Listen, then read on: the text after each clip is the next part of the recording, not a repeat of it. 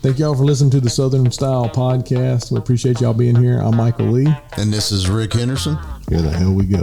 There's a 98% chance we do not have it together. Kind of like tornadoes hitting trailer park. There's a 98% chance that's happening. That's a Southern thing, guys. The Southern is cornbread and biscuits. Kyrgyzstan, like, the places that you kind of essentially... Can you spell that? Absolutely not. I didn't think so. Don't forget, we're from the South. What? cut off the chicken tongue. Could you imagine walking you in here and have a damn 8-foot chicken in the corner? I was thinking about putting him in the front yard. This train wreck of a saga. Yes. Good morning. Vietnam. Oh. Most of y'all probably aren't old enough to know what that means. Yeah. Remember that movie? Yeah, I can't remember what Platoon. Robin Williams. The name was Good Morning Vietnam. Good. Oh, that was the name of the movie? Yeah. I watched it, but that was a long time ago. We mean you were probably like 4. Yeah. Oh, okay. It's been a while. So we were very small. Okay. Well, I mean, I wasn't small in relative terms. I was young. Not as old as I am now. A little whippersnapper in Cordele, Georgia. Yes. A Southern boy. Growing up at Lake Blackshear, traversing the waters, learning how to catch largemouth bass with my bare hands. Anyway. Welcome to the Southern Style Podcast episode, whatever the crap we're on. I think it's like 8. 8. Welcome to 8. We made it that far here at Rick's Body Shop Plus in Homerville, Georgia. Come by for all of your automotive repair needs, especially if you have that thing called insurance. We really like that around here. And I was thinking about coming into this thing this morning, putting our little plug in. We're approaching deer season. Deer season's coming. And what I've noticed here lately in the South Georgia area is that you're starting to see... Huh? Deer collisions? Is that where we're going? Hey, here's what happened. So I'll just kind of dive into this real fast and let everybody know from a paint and body perspective that deer season's a good thing. Like, it's not only exciting that we're getting ready for deer season, but it's exciting for business purposes. Rick's Body Shop's bank account goes up very much in deer season. Thank you. Does. Please travel at night and early morning hours. Right at daylight and dark. Right at daylight, dark. 2 a.m. is a great time to go see your relatives. Just saying. We have a lot of repeat customers that we see a good bit hitting animals, and they are literally always the people that work late in different times, like through the night. They drive through the night. But yeah, so everybody keep a lookout for those deer. I'm going to throw that out there. The best investment I made was coming to Rick's Body Shop Plus and getting a ranch hand bumper on the front and back of my vehicle. Yes. Therefore, if I'm traveling at those hours, which I do because I hunt a lot, I'm protected. Yeah. And if that messes that ranch hand up, we're going to have bigger problems. Yeah. Oh, yeah. Well, it's kind of past the point of the protection of the brush guard after. Right. If I hit a deer that big, I'm just going to take pictures with it. I don't even care. But you ever seen that guy that pulled over the side of the road and put a get the balloon on the tied on deer? Yeah, that's it. That's going to be your truck too. Yeah, right. If it hits something like that. Another thing, I was talking to somebody this weekend. We were down in Tampa and talking to these ladies from Albany. And they were started talking about wild hogs. And I was talking about, you hit one of them with your vehicle. Yeah. Yeah. 300-pound boar. That'll make a dent. Yeah. There's not really, other than stuff that just is not here, but we have fixed every single, out of 20 years of doing collision, paint and body kind of work, you're going to fix a lot of animal hits. We've even fixed a couple that hit people. Like, I've seen blood on the side of a vehicle from somebody dying or getting hurt really bad. Yeah, that's a crazy situation. Watch out for people when you're driving. Yeah, and I'm pretty sure with the laws in Georgia that all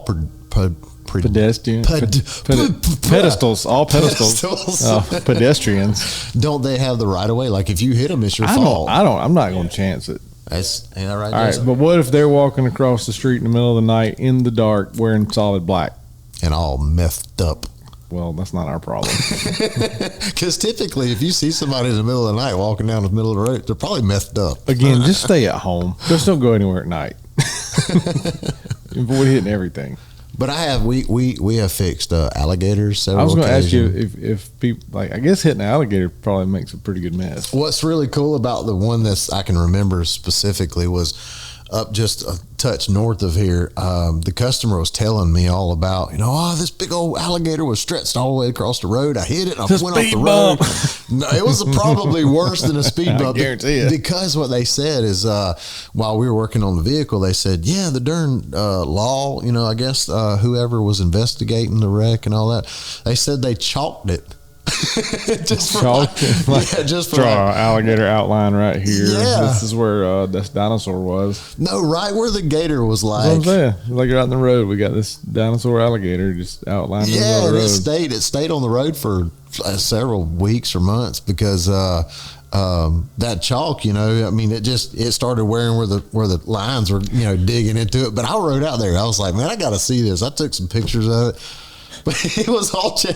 So I do every time somebody hits a deer, go out and do a buck outline on the road. What was it? Oh, it was 8 point. And put them rack out there. Well, I tell you, there would be chalk lines everywhere because I have seen a lot of them get hit lately. So it's that time. Like this is what I don't really need to keep up with when deer season is on the way. All I have to do is just work, and then I kind of know like, oh, it must be getting time to do it. So do you know when turkey season comes? Well, actually, so we've only fixed like several that hit turkeys, but we have fixed multiples. Yeah. Obviously there's more deer than anything, but you know what? A lot of people hit buzzards. We fixed a lot of those. Because you don't. When buzzards are on the side of the road, just slow down. Just almost stop because they're going to fly right in front of you most of the time. So I heard this thing one time years ago, and then I always paid attention to it after I heard it. But wherever a buzzard's head is facing is the way he's going to fly. I mean, that's kind of, but I mean, that's kind of a given. I mean, I doubt if he's going to fly backwards. Exactly. But the thing is, though, is like if his head's like facing he's eating that armadillo that just got squished by the 18-wheeler or the alligator, well, either one. Yeah. He's going to facing the road. He's coming to the road. Watch your 12. Yeah. But we've hit black bears. We've hit multiple black bears, more than the norm, because people are going around the Okefenokee Swamp at nighttime. That's like a definite. You're going to hit something. Yeah. It might be a box turtle, but you're going to hit something. Yeah. And I know a lot of people that get in an accident around the Okefenokee Swamp. And then if you leave south of Fargo, Georgia, which is one of the last, southern city. Well, I don't know. That's a town. It's a spot. It's a spot. Yeah. But from there all the way kind of around Jacksonville, you really don't have a lot of service. That's out in the middle of nowhere. That's true. So, but if you hit a big old bear and totaled out your car at 2:00 in the morning, you're probably just going to be there for a while. The good news is you got fresh bear meat to eat. If your car still runs, just put it on the radiator, on the engine block, cook you some steak. Just sear it. You'll be all right. Wait till daylight. Somebody will come by. I've been more worried about stuck in the woods with mosquitoes than I would anything else. That would be the worst part. Ugh. I've always thought about, if we went kind of primitive and things kind of went crazy, I don't know, and we lost like the grid and things went back to the old days or whatever, just I could deal with everything except for not having AC. Yeah, I was gonna say the heat is the worst part. Like today, those were some tough people. They were some tough people. Our ancestors in the South were tough. Think about the people that went west between the winter being brutal, and then the summers being 1,000 degrees, and then all the rattlesnakes.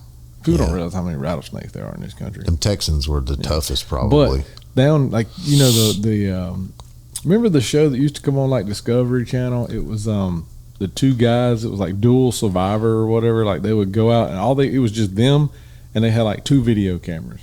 Kind of like a Bear Grylls type show. I think one of those dudes' name was like Les Stroud. Les Stroud, yeah. So they these two guys, it was 2 different. They had 2 different survival techniques. Like both of them were survivalists, like ex-military guys and all this. And they dropped one dude off. I mean, they done both of them. I don't remember the show that great, but one guy, I think it was Les Stroud. They did one in the Okefenokee. They dropped him off in the middle of the Okefenokee. Dropped him off on like an island in the Okefenokee Swamp. Right. And he had, they got like 7 days or whatever they're supposed to stay out there. Right. Just them, camera, and they got like a little bit of survival tools or whatever. He said after the first day, that's the only spot he's ever almost said, y'all come get me. Because the mosquitoes were so bad. He's like, it almost broke him mentally, probably, and physically. I'm wondering if it was Yaller fly season. It was probably everything season. Yeah. I don't think they ever go away. Yellow fly, I don't know. It's kind of like Right now, they're very bad. Hardly you've been experiencing them. They're attracted to your mirrors. Yeah, I've noticed that. They see reflection. They're very territorial. Is really? Yeah, if you go, you drive a little ways, they'll go away. Yeah, they're all in they get their own little area. The little click. They'll bite the crap out of you. Them and horse flies. Yeah, those are two bad things right now. I see just a bare minimal amount of horse flies, but the yellow flies are ridiculous in the south. It's all terrible. Do they have them up north? I don't know. I don't ever go up north in the summer and hang outside to see if there's any yellow flies. Yeah. I've never seen a yellow fly. I've been bear hunting in the spring, when it's warmer up north, but it's I never run into yellow fly. Mosquitoes. Let me drop back and tell y'all that it's a yaller fly. All the older guys around South Georgia say yaller fly. Even if they say the color yellow, you got a lot of people nowadays are actually saying yellow, but the way it was in South Georgia from now all the way back was yaller. Like the southern Georgia people, and I don't know if it's like in Alabama, Mississippi, but they put an R, like the Walmarts. Well, people go wash clothes. And they put the S on Walmarts. They go wash. Wash clothes. A tornado. Things like that. And a winder. Yeah. Yonder. And over yonder. That's exactly how that's said, though. That's another one of those southern words. That's everywhere. Yonder? Yeah. Over yonder? Yeah. I've heard guys. Yeah. All over. Yeah. Old guys. It's an old thing, basically. I think a lot of stuff that we come up with is just older. I know. Yeah. You know what I mean? It's not really southern. It's just older. So how do you think that those words like yeller, y'all, yonder, just accent? Yeah, it's so funny though that how the world has different accents, in places like how did that even happen, It's kind of weird. I think it's because our country is a melting pot of different countries that all came together. Yeah. And we happened to figure out this English language thing, and make it what it is. And then because you go to South Louisiana, it's Cajun accents. Yeah. You can't understand them. Like people up north can't understand us half the time. Yeah. Yeah. Especially if we talk fast. Like, hey, man, you going over there about a deer standing right there about an oak tree, you know what I'm talking about, man? Yeah. Like me and you just understood that. Oh, absolutely. But other people up north just listen and go, what did he just say? Yeah. I've had a lot of people from Montana tell me, man, what? Can you say that again? And just like maybe express it more or something, because I have no idea what you're saying. The more you travel, the more you learn to articulate. It's stuff like fixing. Like when you throw that. What? I'm fixing to go. What does that mean? Fits. I've heard them say fish. What are you saying? Like that fixing word, and I cannot stand it. I'm from the South, and I say it, and I cannot say it. I'm fixing to go do this. Fixing. I'm fixing the car. That's what you're doing. Yeah. When something tears up, you fix it. Do you hear them fixing the car out there? They're fixing a lot of stuff out there. That's sound of money. They're fixing to fix the car. they're just running the tools while you're sitting in here. Yeah, acting like they're doing something. They just sit out there. Got to turn this on about every 3 minutes. Let Rick know we're doing something out here today. Yeah, maybe they're getting a little bit done today. But speaking of fixing stuff, you look like y'all's pretty busy out there. Nah, we're just kind of steady right now, but I can see it picking up. It's starting to pick up. We went through a little slow period, but it was kind of deserved a little bit. We were wore out from just being exceptionally busy for months and months and months, real stressful and trying to get stuff done. And it's nice to just have a little bit of a break every now and again, but especially when it's 110 outside. Well, did you see that? I shared a picture with Michael this morning, and we were at Destin, and we got a little property that has a little wood head just behind it, and I wanted to put out a little bit of corn and a little Camry, just to see kind of like, because that area is like eat up with black bears. You knew that, didn't you? Mm-hmm. It's like a bunch of black bears. So I fixed but you can't hunt them. Yeah. Florida don't have a freaking season. I don't know Florida, why. You're stupid. Please, you're stupid, Florida. You're gonna have bears eating your children. Oh, they have problems with them. They're going to come take your kids off their playgrounds and eat them. Okay, you better have a hunting season. But little Tommy was on the seesaw. Next thing I know, there's a black bear carrying him out in the woods. Mama didn't do crap. She's more worried about her 2-pound chihuahua. Yeah. But that camera, I set up a new camera there, and when I flicked it on, I got you flicked it on. See, here we go. I'm fixing to flick this thing I'm fixing on, to flick my camera on, and we gonna get the heck out of here. Exactly. Oh, put it over yonder. Everybody up north just said, "Rick, slow down." Everybody's Express like, that a little bit better. Do what?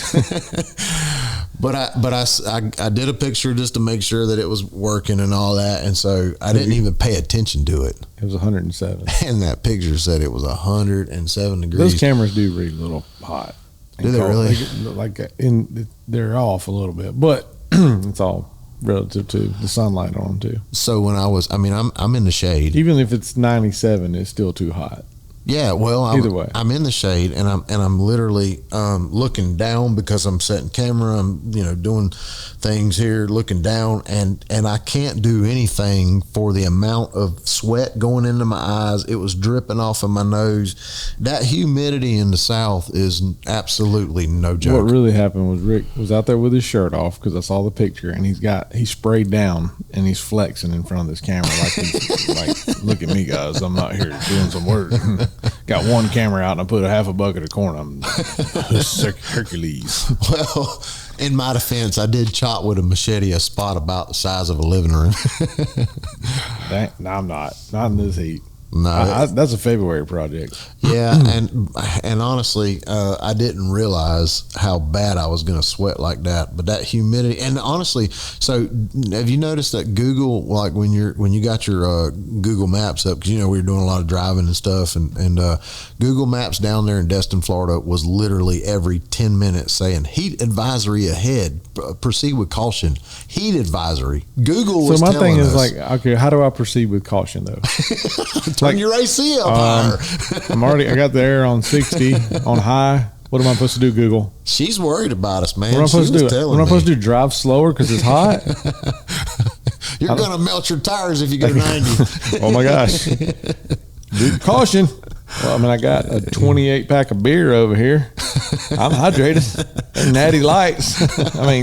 Pretty much water. What's the problem? Hey, they weren't Bud Lights? No, sir. We don't talk like that around here. Uh-oh. I heard they lost a lot of sales over the past couple of weeks. They've laid off a bunch of employees. Well, you have to do that when you don't sell anything. Because actually, so I do want to talk about something. Okay. Along those lines in just a second. But I was talking with somebody about that, and they said that was actually not Bud Light's fault. Okay, now take that with a grain of salt. They said they hired an agency to go out and get influencers to promote Bud Light on their like Instagram pages and stuff. Okay, and so the trans she it I don't know what to say about none of this stuff anymore. Like I'm just trying to be politically correct on some level with this story. But they went out to that person, let's do that. Yeah. And said, hey, we would like you to promote Bud Light. And they're like, oh, yeah, we'll do that. And then, they worked out their fee arrangement or whatever. And then that person, the Bud Light can with their face on it, they got somebody to make that for them. Like just for them to make a social video to say, look, I'm working with Bud Light now. It's not in production in it's the not stores. It wasn't a real thing made by Anheuser-Busch. Boy. So that person did that company. This was somebody outside. They hired an agency. Like tons of these big companies work with agencies for advertising. Yeah, about got to. And they reached out to influencers, and that was one of them. And they were just like, "Hey, they got a big following. Let's work with them, and that'll be great." They didn't. I mean, Bud Light or Anheuser-Busch wasn't sitting back vetting who they were working with. Not that it would have mattered, but they caught the flack for what that person did on their own. Wow. And so Anheuser-Busch went to like Fox News and was like, hey, this is really what happened. And Fox News said, we're not telling that story. People are watching this because of this. That'll ruin our ratings. This is so saucy. We don't want to get rid of it. We don't. Yeah, exactly. So that's the thing. Even if it's Fox, CNN, whoever, MSNBC, all of them, they don't care about reporting the news. No. They don't want to give you the truth of a story. They just want to make you keep watching their channel. So they've turned the news into a sitcom is really what's happening. Well, it's a joke is what it is. Well, yeah. You don't know what's the truth and what's not. Right. Just like I just told you, we sat back and watched the train wreck dumpster fire of Bud Light, and like you said, they lost tons of money inadvertently. Like their goal was to try to grow their brand, and what somebody else did on their own backlash them to hurt their business when it wasn't their fault because they didn't tell them to do that. That's crazy. I mean, I hate to say it, but I kind of feel sorry for them if that's what happened. That would literally be like you decked out in, say you're wearing whatever clothes, like you got Bass Pro Shop on head to toe, right, and you're going in and breaking into stores and houses and robbing people, but like you're the Bass Pro Bandit now. You know what I mean? Like that's not Bass Pro Shop's fault. You're like, yeah, they sponsor me, but I'm terrorizing the neighborhood. You know what I mean? And then people don't buy that. Oh, we're not going to Bass Pro Shop now because they're supporting this guy that, you know, robbing people. Whatever. I'm just making that up. That's pretty sad. That's a far-fetched story, but at the same time, but it's a similar mindset of people jumping on something when they don't know all the facts, right? Yeah, and that's the thing, like not knowing for sure the facts, but you can't rely on the news to get facts. The only news I believe that is somewhat accurate is your local news. Yeah, like Tallahassee. Around here, we were close to Tallahassee, Jacksonville, Macon, Albany, whatever, because they report like, okay, there was an accident in Homerville today. Your basic stuff. Yeah, I mean, like normal, little league tryouts or this, that. I mean, I don't know. They're giving you like somewhat of a, because they can't sauce that up. Well, it's hard to be like, people know about this. Like, I've heard that, but then now I know somebody that was involved or whatever. So now they can't make up a story. You can about fact check that pretty easy. Yeah. But we don't know what goes on at the White House. We don't know what goes on in Congress. We don't know what goes on in New York. We're down here in nowhere, Georgia, and we have to rely on something. That's the thing. Like, where do you get it? Where do you get it from? See, when news sources were started, they were valid. Yeah, years and years ago. But now they've been bought by these media companies. They control the narrative, and people with power and upper seats probably persuading them and steering them. Exactly. Yeah. That's exactly what it is. Oh, for sure. The money and power run this BS country that we live in right now. When are we going to open our eyes and say, you know what? No matter where we come from, what we believe in, let's stop letting them persuade us. I mean, it's probably never, because the problem with people, they won't educate themselves. They want to be lazy. Yeah. Human nature is to be lazy. Yeah. Like just what we talked about food and stuff before. It's easier to go to McDonald's than it is to cook. Yeah. Stuff like that. And by the way, we are not endorsing McDonald's. We already discussed that. We don't eat McDonald's around here. I don't know. It depends on the paycheck. Trash Panda. McDonald's, call me if you want. Hey Jason, how deep in this podcast are we time wise? 22. All right. So I'm going to leave a dangling carrot for the next podcast. Okay. I was going to talk about something we of course were ourselves. So if you're listening to this one, listen to what we on. What this is. This is 8, 9. Listen to number 9. To get the sequel. We're doing a sequel. We're going to do a sequel on this. First time ever, baby. I got something I'm going to talk about in the next episode, because I don't want to make this one go on for another hour. Right. Okay. So, all right. But anyway, with that said, we're going to talk about something that's been in the news lately. Okay. And we're gonna. Is it a big talk right now? Yeah. Big stink. Yeah. Okay. Yeah. It's gonna hit home for us though. Like it's spot on, perfect for old Southern style podcast. Awesome. I don't know what this is about, so I'm kind of excited here. Yeah. I got Rick confused. It's not hard to do, but I do it. So hang around, and see what comes next. How often do these things? Telling a customer, this comes from a body shop, man, to a listener. So, how long do they have to wait before they can hear the sequel to this? Probably the next week. Next week. Whatever. Right. If you're listening to this one, wait on next week. That's how that works. We got to work for a living. We don't make any money doing a podcast unless McDonald calls. Yeah, they're not calling us. They're gonna probably be like, you know what, we want to diversify and work with some Southern rednecks. Yes, doubtful. They're gonna pull a Bud Light. We would have a exactly. Your stock will drop $10 billion if working with us.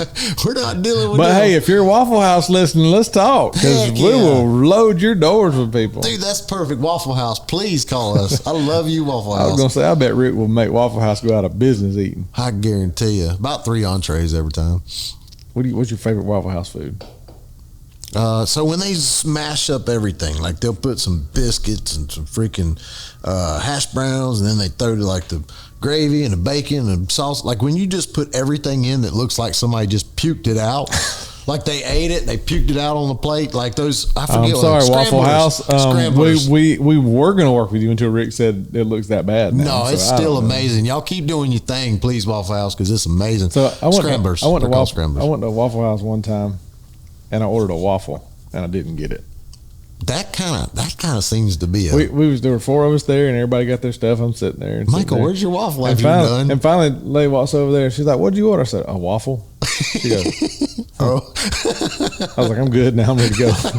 Had my Diet Coke and left. No waffle. Sherry ain't doing that. If she ain't got something that she ordered, by God, she's stopping somebody. I don't care if the freaking dish boy walks by. She's fitting to say, "Where's my daggone waffle at?" but you go to a place that's named Waffle House and order a waffle, and you don't get a waffle. They were out of waffles that day. Like, I'm like, how do you? I'm so confused right now.